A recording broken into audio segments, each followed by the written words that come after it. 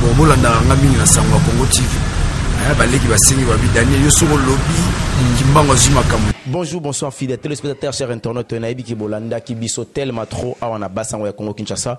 Mbutu na politique tolobaki to continuer ko lakisa bino commerce ke makambo ezo salima.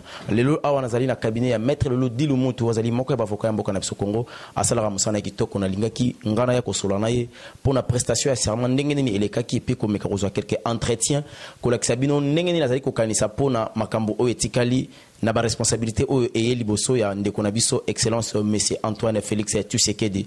Tout le pays qui peut des gens beauté dans ya malam. Bonjour maître Lou. Bonjour monsieur le journaliste. Bonjour. Ça va, par la grâce de Dieu. Élection, il s'est mis dans le Pacifique et nous quelque chose. C'est parce que c'est la première fois que nous passation à pouvoir civilisé et pacifique entre les présidents. À partir du moment où le premier président est Mboka Nabiso, Koufaki, Boibi va continuer à faire la Kikasaboub, et Nana a renversé qui, le deuxième président Mboka Nabiso, Akimaki, a fait la Libanda. Troisième président Mboka Nabiso a détenu ça Kofi dans 4 bureaux dans Moussala. Et aujourd'hui, nous avons un quatrième président qui vient de céder, à céder pacifiquement pour voir un cinquième président. Donc il faudrait quand même que ça ait moins serré. Voilà le contrôle. Contrairement à nous trois Banga, il y a des provisions pour nous désordre. Donc nous pouvons que remercier l'Éternel. Maître Lou, est-ce que le régime Kabili et Kei, tout président c'est né et loin, mais régime soit le système politique éthique. Aujourd'hui, nous parlons de la cohabitation. Il y a maintenant cohabitation entre des forces. C'est ce qui est garantir la population avantage aux populations à tirer. Parce que la concurrence, tout va toujours la compétition et créera toujours peut-être satisfaction à intérêt à la population. Donc quand il y a concurrence quelque part, le peuple va se retrouver. Quand il y a compétition dans le peuple va se retrouver.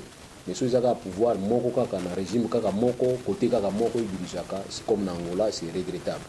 On a une certaine continuité parce que les mêmes pouvoirs, la parti politique est conservé le plus longtemps possible. Tout le monde est membre de parti politique. Mais tout le monde est long quand et que quand moi je crois peut-être quand on est côté ils ont la facilité à ça trier les compétences et dans trier les compétences je crois peut-être vous allez un peu faire mais clientélisme vous allez parce que les bosseurs ont clientélisme ou bien ils ont bien en boca parce que moi influent membre influent régime na bani kotia ndeko na bino atanga kokumba pusu kokumba vélo na pesi avia kumba parce que azan de konanga ipinga na membre influent régime les lieux comme na compétence et comme qu'il faut to yeba nani to kotia na bisika ni wana za déjà bien.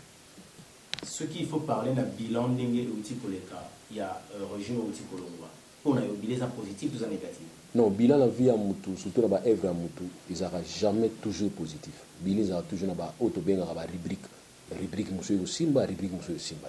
Cause à la catégorie T, parce que œuvre humaine ils ont toujours na faille non. Ma bende zali ko kansaki yo so bio sala bien ko ka batunyoso. C'est une erreur. Pour le baki Moutou na ba force ni quelque part. Ya ngo benga biso to sanga. Pour une complémentarité ça la qui tous à la moi une certaine réussite commune. On va bengi que victoire commune. Yo ina ndambu ngana ina ndambu to sanisi. Donc ya ngo biki na bilan ya Moutou 100% ça la raté. Bilan a toujours un comportement.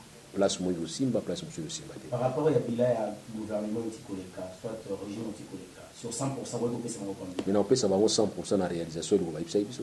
Bah va organiser l'élection. Bah organiser, bah va financer un bango, bah financer un bango. Et bah lobby qui va recevoir l'élection où ils ont bien. Bon moi pour moi l'élection, moi organiser l'élection est chouette. C'est la première fois que moi on organiser l'élection en Dimigo pour les la radabo ou ta ligne pour organiser l'élection. Tout ça en plan en Rwanda.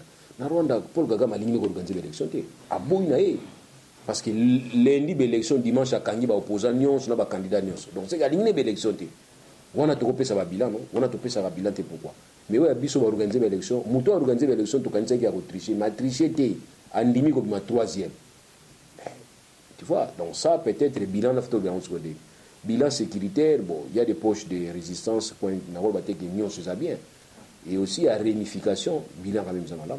Là, il passe. Pendant 18 ans, il est normal. Il y a réunification. Oui, réunification. Non, à tout l'igni moutouté. Mais si on me dit madame, on ça madame. Réunification, c'est ça. 2001, tout ça qui nous a quoi na. Et comment ils sont 4 régimes dans la Tambour Arabiso, 4 républiques dans la Tambour Arabiso. RCD Goma du côté naïe, MLSA du côté naïe, Bamboussa Niamouissi, MKN, Banane. Alors, ils ont dit quoi, mais les autres tapis rouge pour le président Moko. Ça, c'est l'unification. Alors, moi, je crois peut-être dans l'angle de les positif, dans la réunification. Mais côté social, nous avons côté social, en tout cas, on est vraiment zéro. On a photo de mon qui va c'est payé. Donc, tous avons espère critiquer. Tous avons espère aux critique objectif.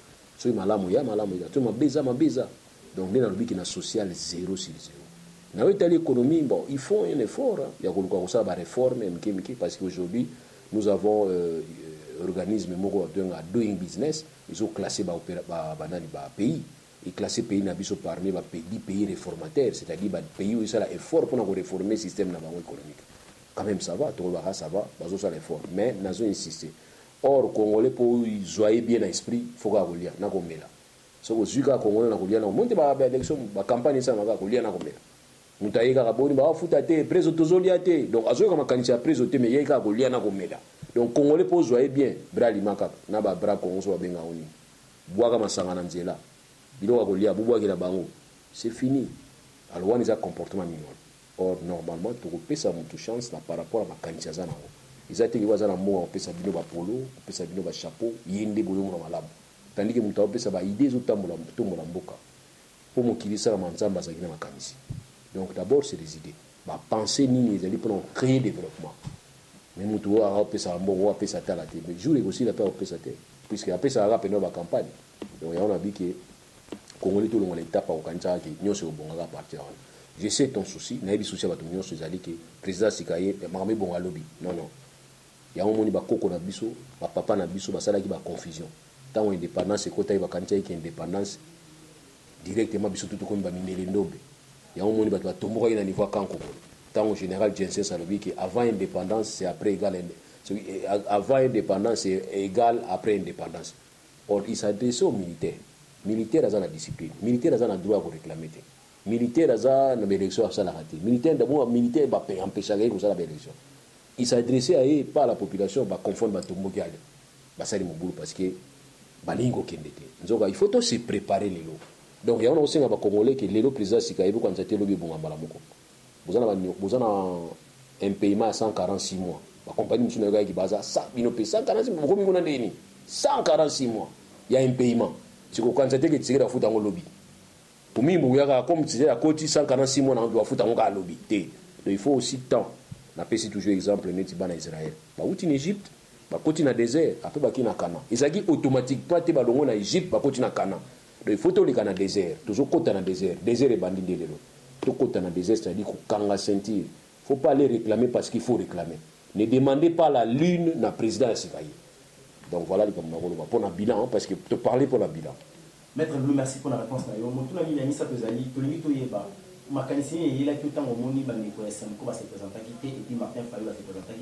C'est comme si le président d'Afrique au bazar de l'Union africaine, donc on a quitté la présidence. Bon, ils ont été dit qu'il ne faut pas légitimer. Il faut légaliser l'élection. Mais non, il y a qui ont une invitation, ils ont une convocation. Ils n'étaient pas convoqués de venir. Ils étaient invités. Il y a qui, Monseigneur Fridolin, tant on dit qu'une invitation n'est pas une convocation. Donc les présidents africains, vous n'étiez pas convoqués. Tant vous étiez l'équipe bien. Malgré mon incident, mais l'équipe bien. Merci de Bouya Kiti. Parce que Bouya Kiti, pour vous que je laisse pas moi dans mon quai. Tata Moko na eu Cameroun, na 97 ans. Tili Lazo, Moussou Zada, Nicolas Kiti. Nicolas chaise roulante, Alingo Longwate. C'est un point mot Bouya Kiti. Tu vois, 90 ans, 100 ans, na pouvoir. Ou comme ils disaient, il na pouvoir. Or, un certain moment, il faut que papier, pas bakoko na yo, fana na yo. Bakoko, bantouré yo. Mais au lieu de pouvoir, Nicolas Kiti, il y a civière, mais mon civière, on peut sa candidature. Alors, après, si nous ne laissons pas mon amour, il y a un peu de l'obéla. Tu occupes le temps. Et c'est ça pour nous. Boya, on s'en fout. Mais du moins, l'histoire va retenir que Boyete, parce que Boyaki sonne, vous ne laissez pas mon amour. Il vous a dit, à bientôt. Avec ça, à bientôt. À bientôt, on est en bateau. Ça y est, à bientôt, on est en Longwate. Mais à bientôt, si nous avons touche, nous avons touche. Parce que Nakati Sadek, il a dit que vous allez à Mingo faciliter. Mingo Balinga, il y a Boya, comme ça, vous boulez quota, et puis so yini au salama. Mais à Ypsino, il a l'ongé na yaki. Il y a un moment où on a Boma, Baboy Goya. Boya a sous-souté, on a besoin d'un binoté. La RDC va exister même sans bino. D'ailleurs, bino a payé à Pampa, Mikem, tout est la bino. Voilà. Maintenant, on répond au bino Sukobo. Va payer à Mikem, à Pampa, tout est la bino. honorer biso te biso to honorer binote. Voilà. Pendant 5 ans et puis tout ça pays mon laïque. Hein. Moi je suis pas catholique. Ya mon tsu boka mai na bino boka na ngafuna kima iso ngate. Na catholique te mutam na croyance na liberté à culte ali. Et liberté à culte. Les satires arabiques ils ont dit qu'on entraîner que même mutan di mananzambe te azala liberté à di mananzambe te. Donc ce n'est pas la 5 ans qui va nous obliger à kotambola de ba balingeli. Liberté législative arabique et liberté à culte ils ont dit qu'on entraîner le moko conséquence même mutan di athée azala liberté à di mananzambe te. Dans la liberté à qui passe mes bisous. Bon les loso ils sont quoi yena. So a été bon écoutez a été ils a problème bisoté mais yemo vous allez peut-être face à l'histoire mais s'il faut remonter l'histoire vous allez remarquer que l'église catholique nous a toujours foutu de merde partout en Afrique et les pauvres héritiers le homme de si bato yaki na Bible non bato sultan non bangote yo si version to yebi on lelo te to yebi ya na sous version on lelo expliquer ngana expliquer on yo banini yeso abi laissez les petits venir vers moi parce que le royaume de si kokai na bango tika bana miki ba ya pembeni bana miki za waza na problème na mtuti vous devez vous comporter comme les enfants moi na se soucier de l'autre côté dans la confiance voilà moi na miki alors lobby obisa biso ko aider les pauvres toujours bien richesse to bois ki bango bango bazwa ki tonga Belgique pourquoi que yego ya sulelo mbalo ekomi o lobby nga pena nta obangisa muninga zate et toi pays moko laïque ba ya kité bazwa ki tante voilà bien peut-être ba robe sokole ba robe na bango te ba ya kité tant nous avons prêté serment et puis qu'il continue aux a stopper. Et j'étais très content Hollanda Monseigneur Moulumba quand il dit que la 5 ans a une valeur à respecter. L'église a une valeur à respecter. Mais aller au-delà de cette valeur en exigeant que toi on a résidé en Abisso, ça c'est vraiment outrepasser ma valeur. Combien est-il la valeur na bino moko? Si ko to suki wa peut-être zelana to suki wa pina kombo premier ministre o tisegela pesa iba. Isaïti bala alors parce que batiki makele le temps batiki tibala. Isaïti bala. Voilà, Isaïti bala. Parce que bango ebisi biso ke bazana kombo o tisegeli defense tisegeli apesa ki bango botuna so bango teke kombo ezaka nani izaka tibala et puis ils vont nous dire aujourd'hui que nous bazana kombo ya candidat pour pesa observateur a signé un PVT toi dans loi électorale observateur pourquoi signer PV azate le PV signé entre les témoins et quel témoin faut aller accréditer ce n'est pas tous les témoins qui ont signé ba PV non un témoin qui n'est pas accrédité ça n'a accès à la santé. Même oui, ça sont des ratés à l'élection. Il faut que tout le monde. Il y a eu des ratés à l'élection. C'est le comportement de président de centre. Il y avait des ratés. Ça, c'est pas non. C'est des irrégularités. S'il faut s'attaquer à l'irrégularité, voilà, tant mieux.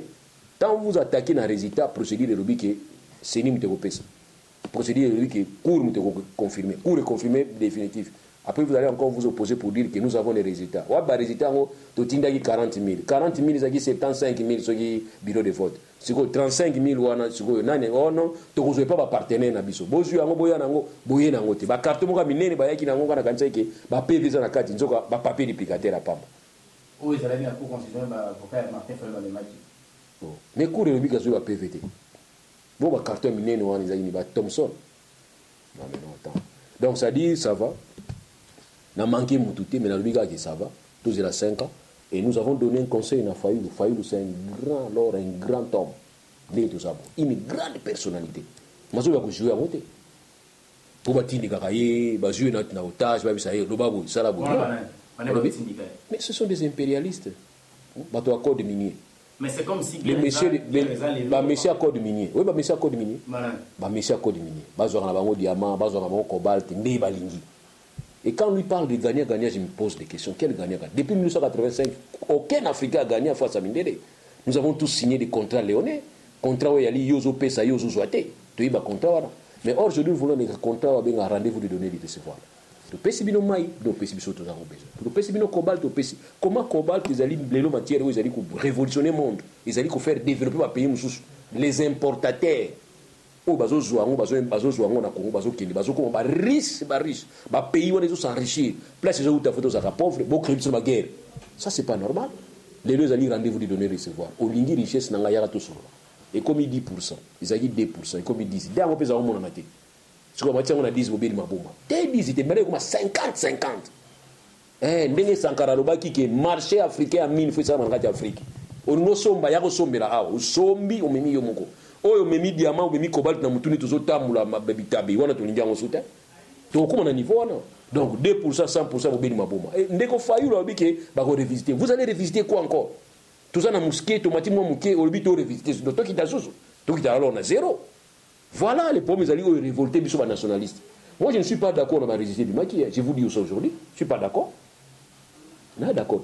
Tout ce qui vient de se passer là, je ne suis pas d'accord. Mais le problème c'est quoi? C'est le moindre mal. Donc Machiavel le baki na politique hein, nous avons toujours un choix. Un choix, c'est face à deux possibilités. Le pire et le moindre mal. Maître Loulou, Naïna a posé sous Motuna Oyo. C'est comme si au commun il y a IDPS. À propos de Nayo, il m'a pire moto, il y a IDPS. Mais il y a la PRP. Et là, on est sali et télélo. Au commun, on dit, mais la sorte pour croire si facilement dans le régime Oyo et Kotisika. On sait notamment que Kabili, Bakete, Bayenne, on s'associe à de qu'on a vu excellence président de la République actuelle. Réseau des amis. Il est président parti, il est un parti politique à Congo. Ceux qui ont côté en faire, c'est un parti politique. Ceux qui ont côté en faire, les problèmes. Mais il a reporté, il y a un IDPS, il y a un IDPS. Et aussi, Nazala qui n'a parti politique qui a Moselle Laurent Désiré Kabila, n'a politique, n'a activité, mais cela ne veut pas dire qu'il y a une sympathie, il y a un parti où on a moni qui est au Kansanetinga. IDP c'est le parti moko ba socialiste de gauche. Père pesa parti ba socialiste de gauche. Tant que papa le bail qui le peuple d'abord, les idéologie à socialisme de gauche. D'abord c'est le peuple. Donc là-bas l'intérêt c'est le peuple. Différemment na ba capitaliste ou ba zolta na ba code minière pour les visiter. Tant que tout Félix a eu pour na ngana zo mona place on a ko lubaté au peuple à se retrouver, le peuple faut se retrouver. Donc banzo lui qui faut total miner ba CP là, ba partenaire traditionnel so ba CP là. Vous avez 2%, tomate à 10%, basilic, alors il faut que nous bonnes, on va quitter à 1%. Moi, je ne suis pas comme ça, je ne réfléchis pas comme ça. Alors, si réfléchir comme ça, on a IDP, c'est IDP, c'est bon. Donc, on sait qu'il y a une publicité, beaucoup dans IDP, c'est IDP, c'est bon. Donc, voilà. Donc, moi, je ne voudrais pas qu'il y ait, en face, il y a des impérialistes, on va créer une guerre dans l'Afrique, dans Mali, guerre dans Mali, on a beaucoup Haram et Mona. Beaucoup Haram, Bamindou, qui a Sika. Beaucoup Haram, so Ayega, Baboumi, Babungi. C'est comme si, vous avez adversaire moi invisible amon na raté ayi bana raté mais place à frapper pays bana raté ba drone za ba satellite ba américain ba français ba zo tambola ka kota Mali kuna guerre ici raté. Alors c'est une guerre qui est entretenue, c'est ce que vous avez fait même au niveau est na biso pour na baga ba to est na biso ba ko contredire nga na mona remorque ba soudati ya ba rebelle ba ko bunda na est te ba ka 3 bien 2 so ba 3D ba salika ka ba li bomi ba to belé ba ngwa ki ba bungaka c'est to bunda na ba invisible to bunda na satana. Il y en a qui pour réfléchir ceux qui réfléchissent à des zones à IDPS, alors c'est IDPS c'est bon. Mais moi j'ai réfléchi en tant que Congolais. À un certain niveau, ça a biso dina soukate. Tout la richesse na biso. To bité que biso moto so ngoté, to kabula on a bino mais rendez-vous de donner et recevoir. C'est-à-dire yoké aussi au CPD na bena tika na CPD. Bo 2% to ça là. Biso belé bino ka muké. Biso a 80 millions. To so 2%. Ce que bino ka compagnie moko bozwa 98% ta bino moko ta sata ko sepelata sata na ko sepelata ya on to bi ke mbalo yo to zona 10 ce que 10 epesi bino kanda bonjour to senga bino 50 po to ya ko senga bino 50 kalaté on a sûr que Félix a continuer à m'attaquer comme à 50 le peuple d'abord papa mutaroba ngata biso to loya père na mutatikira ke testament azana testament papa tikira ke le peuple d'abord so ki na ni na ba mona ba comment le peuple d'abord père na bango ndila changer ba parole te. Donc, dans le testament, papa n'a pas honoré, papa n'a pas honoré le peuple d'abord. Mais il y a mon copain à côté, il faut accompagner. Il y a un peu de monde qui n'a pas de personnes. Moi, je suis sur Facebook, oh non, je suis ça. Tu as ça déjà. Biro izanga. Biro izanga qui était tikuna, nyon sozo mona kunizanga. Na sala déjà, ngana luka tu misala. Donc, si on a besoin de musala, il y a que pas ngana luka musala. Si on a besoin de musala, pas na. Moi, il passe pour moi. La différence c'est moi. Moi, je suis pas un commandeur d'emploi. Je suis un créateur d'emploi. Dans un créer d'emploi, on a payé ça va gêner. Na banda luka avant qui a fait la côte. Ngala banda luka déjà. Étudiant bien ça la cop nanga. Étudiant na foutu nanga mon papa kufa kala, maman kufa kala. Tamba kufa ina zena diplôme d'état. Na zo diplôme d'état. Parce que place on a outiti à place na komi. Quand c'est fort nanga moko. Vous voyez que moi je vais commencer à commander des postes, non? Mais ce que yé pe baboya te po baboya ra fimbu. Ce que yé pe na ozwa, na baboya te, baboya prison na fimbu. Mais na oluka ngo vraiment te ndebi no kansila. Moi na walo bagia mona poto, na bi ba na poto ba Hollanda. Mon habité est Congo Bungi. Les biso zalaka to finga kati me to lubaka ba vérité ba kanga bisoté. le régime délégué est en vérité. Mais même si on met au camp. Mais le régime est depuis qu'il a respecté le droit de l'homme. Nous avons besoin de sauter. Prison, tout le prison, tout la prison, tout le la prison, tout le prison, prison, il y a un mais la casse, c'est que Moutacha casse n'a pas l'air. Toujours tout répertorié, nous sommes tout photo comme donc il y a un soit cop na mini au béba mais tu vas aller te soigner. Pour toi c'est un problème dans le régime qui oui ba Kabila information. Kabila a cédé le pouvoir. Kabila a cédé le pouvoir. Ce qui est sali que le lot n'est de Zoyoka que ensemble na niveau Assemblée nationale ils ont préparé comme ça déjà un premier ministre qui sera Mova Sakani. Autant la bilan à Mova le ministre intérieur mais il y a pas Koufa qui a un ministre qui est en réaction. Si aujourd'hui on s'est retrouvé la tête il y a exécutif. C'est-à-dire les problèmes nous allons des configurations de se créer à partir du choix du peuple. Le peuple en a décidé ainsi. Je voudrais rappeler les gens, même De Gaulle, président De Gaulle, en 1962, a organisé un référendum. Le référendum parce que à ça il a pouvoir au président dans système basaki a dissoudre le parlement. Tant à dissoudre le parlement, a ça le référendum pour que ça va réforme. Balbi qui a désavoué le peuple. Donc pour dire qu'il y a un certain moment, le peuple était désavoué. Mais au niveau RDC, c'est un extraordinaire. Que nous avons une majorité autre que élu directement dans le suffrage universel que le président. Donc ça dit c'était inattendu. Nous n'avons pas quitté. Nous savions que Chadar a collé la majorité, il y a parti à Chadar. On savait soit Tshisekedi a collé la majorité que vous avez à Tshisekedi, dans le niveau parlement. Mais ça, c'est la volonté du peuple. Le peuple qui peut-être cohabitation, c'est ça. Mais maintenant, nous allons demander à ces gens, vous avez alimentaire, vous avez homme d'État, vous avez un sentiment, homme d'État. Non, nous avons ses compétences. Si ça fait qu'il y a terminé au sommet, à terminer au sommet, à terminer poste à responsabilité, vous allez obligé à travailler dans le c'est ça la différence. Le ministère hôtel est intérieur, il a négatif. Nous sommes dans un système présidentiel. Ce système présidentiel est semi-présidentiel, semi-parlementaire. C'est un système mixte. Dans ce système mixte, la défaillance est en haut. Le président a un parti, une majorité, dans niveau parti, dans niveau il y a assemblée, il faut créer un problème. Mais moi, j'ai toujours dit que dans le système, il y a un pays post-conflit. Il faut adopter ce système. Il faut créer un problème. Comme on a fait presser le droit et que tu constates déjà qu'il y a un problème, c'est que prochainement, tu vas rectifier ou soit tu changer le système, dans le système parlementaire. Vous comprenez? Tout ce qui est dans le système parlementaire peut permettre à ce que le Parlement et le gouvernement et que le président soit là comme étant peut-être symbole de l'unité nationale, à poste réservé où il y a un poste de domaine réservé dans une affaire étrangère, armée, et puis voilà. De manière à ce que quotidien, finance, économie, dans le gouvernement comme ça, Premier ministre est la responsable du Parlement. Mais aujourd'hui, nous avons un Premier ministre qui est responsable devant le Parlement, et le même Premier ministre doit être responsable devant un chef de l'État. Et le chef de l'État, c'est lui qui dirige l'exécutif. Ça pose un grand problème. Maintenant que nous avons deux problèmes, pour nous donner ce que c'est créé, président parti Moussous, majorité Moussous.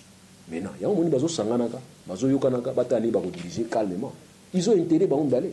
Tu sais qu'ils ont intérêt à diriger bien pour 2023. Il y a Soussou. Et il y a un lobby qui va se diriger bien. Il y a une question. Il y a une chance à rebondir. Chance à rebondir. Ils ont chance. Ils ont pour les purgatoires. C'est le moment où ils imaginent. Parce qu'en 2023, il y a une élection. Qui vous dit que cohabitation, vous allez en 2023, il y a un tout comme le président a dissoudre le Parlement. Tout comme la majorité peut majorité champagne na kati.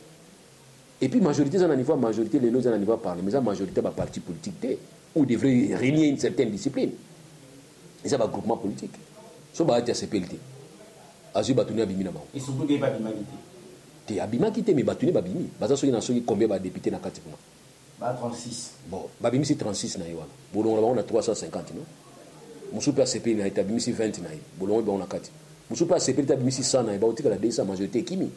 Donc pourquoi? Parce que Otobengiza victuelle, une majorité victuelle. Ils ont majorité aux hommes aux sympathisants. Ils ont dit aux hommes aux ambitieux. Hein? Mais ils ont un aquarium. Au Taligabo.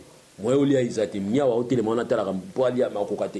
parce que ça n'a pas quoi moyo lui a isate c'est ça majorité toujours monde toujours au simbaté parce que ça majorité ça basé na ba regroupement parti politique na muso na ba tendance na so biso to sangani ba muso sangani parce que aujourd'hui je peux te dire qu'il y a ba muso INC ba c'est une alliance na IDPST ba muso IDPST ba c'est une alliance na UNCT mais on va obligé à vivre ensemble et on doit dire que la majorité on est majorité très faible ils ont vraiment écoute facilement. Donc ça sont les possibilités d'habiter ça. Mais ce qui est important, nous sommes des hommes d'État et nous devons les rester. Tout le monde a parti politique. Le président Tshisekedi a dit que le président est IDPST, un président de la République. Moi, Vassaka, nous sommes comme Premier ministre. Alors, la Premier ministre, la majorité, c'est le Premier ministre à RDC. Et on a président pour la collaboration, cohabitation, pour permettre à ce que le gouvernement Tambola, ils appellent le coup de Bango. Avant dernière question, Maître Loulou, Ndeko Kabila a-t-il pouvoir d'une manière pacifique? Le président actuel est Azar Nakasi, il y a la responsabilité. Mais il semble-t-il qu'il y a la biroté.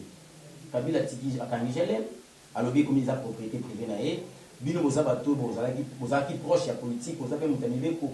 Est-ce que ceux qui l'ont, le président Félix, c'est qu'il ne peut travailler, n'a quitté Tambo. Là, c'est la randa quoi, Moudia, parce que bureau n'a pas de naïe. Et Bozala, le Lengenini. Donc, à chaque président, à son place et quand tu peux il paraît ça liberté ba munition na mindu ke longwa na kati jaita kokolo ba mura batikali ya Kabila on ne sait pas Kabila qui to akete protection na yé c'est comme si mon boulu est wana mais quand on exercer bana mboka bon en tout cas na France tu vu palais présidentiel des Élysées les États-Unis à Maison Blanche. On a évité na tuni question bien je ne sais pas tout na bino question te na évité ce que vous en avez réponse mais bino ka botu na biso la question na mi tuni ngamo question na RDC ndako résidence à président ezalaka wapi selon histoire ezalaka na soki na mongalema donc so il est toujours na ba ligne mongalema toujours na ba ligne mongalema so lui ki ba sola ba za kuna ba boyi bobima c'est ba ko ba rebelle mais ba sola ba tchaki bango et les bazali soumis n'est-ce pas na autorité ou ya webisa bango place ba utia bango. Tant que nous avons la canne qui est en est, au moins c'est compliqué, non? On l'a pas dans le qui est en est, c'est pour ma gravité. Donc on a le but qu'ils ont problème à retrouver solution. Ils ont réaménagement salami et voilà. Pour nous tellement j'aime banda kalezaki d'abord il y a privé. Ils ont l'état congolais. Ce qui doit bien somba qui j'aime et qui a dans le document là. On nous a moni qui a dans le document yende propriétaire la GLM, ils ont monté à teka qui a monté. Mais je sais c'est monsieur Zali. Si c'est Ali. Où est le problème? Il y a le but qui est donc c'est dans le qui c'est ma caméra bango. Oh nous sommes dans la présidence na ngwa kende.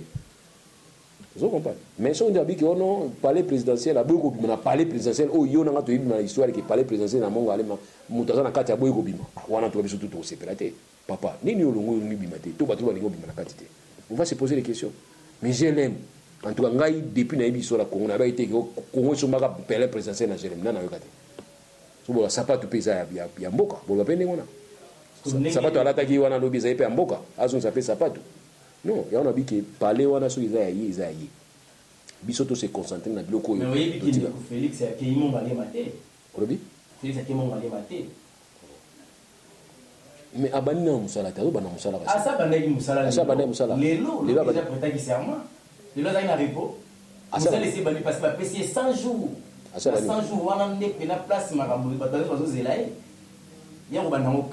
un droit esquisté, un droit RRT, ce qui est vrai, pour que nous soyons en président. Ah, bah, on a hôtel Béatrice. Mais je fais un zola la zola mukati. Je fais un zola la zola mukati. Je fais un zola qui musala. Où que le président, ça dit, c'est la nature. Précision. Précision, nous on a opé ça. Précision, on a opé ça. Tu vois le président, il n'a pas besoin d'un bureau. C'est lui l'institution bureau. Il a besoin de à la 5, ça va s'en pour institution comme institution. C'est lié. Place Gaza. Cabinet présidentiel. Place à signaler. À quoi signer on a toilette, na bar, na boîte de nuit, signature na yewana. Il y a ils ont engagé RDC mobile. Donc on a dit qu'il y a une distraction. On dit qu'il y a une 100 jours. Mais vous avez conception de la distraction qui on a quoi ça là nini. Oh fatina au tambo nango, oh solania au kangela on a une distraction. Comme yobi asa bani musala na za rassuré yobi to bisinga no abani musala déjà perte zati à temps alors butika sala na po sanzu ne ko yatina ba ko tanaka na ko fanda wapi na olala wapi liboso za olala ka place ni asa na place za olala c'est pas malheureux. C'est malheureux. Donc il y a des choses qu'on va faire. Tant qu'on va faire le bail, on va la laver. Mais on l'interdit. Mais on va sortir le bala la l'interdit. Abimate basa l'interdit. Banda non on sait basa l'interdit bala non l'interdit. Donc pour dire que lui en tant qu'une institution, il n'a pas besoin qu'un candidat comme nous ne peut pas dans au salle. Là où il est, à ça banda au salle banda lobby, il oublie les lois banda au salle lobby. Je demande, j'instruis au ministre de la Justice à répertorier tous les prisonniers politiques en venant libérer Bango. Ce que le ministre a dit, non, président, s'il vous plaît, je ordonne.